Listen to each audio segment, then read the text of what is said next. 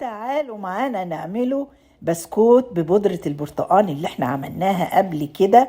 بيدينا طعم حلو قوي وريحة وكمية حلوة ومقرمش وجميل جدا.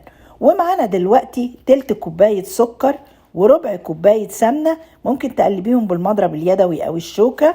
وبعد كده هنحط عليهم ربع كوباية زيت ونقلبهم، وعليهم بيضة ونخفقهم مع بعض.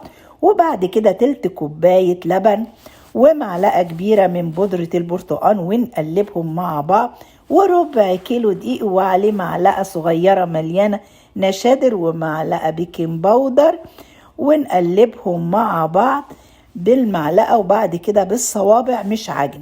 وتبقى العجينة طرية بالشكل ده، وهناخد حتة نجربها.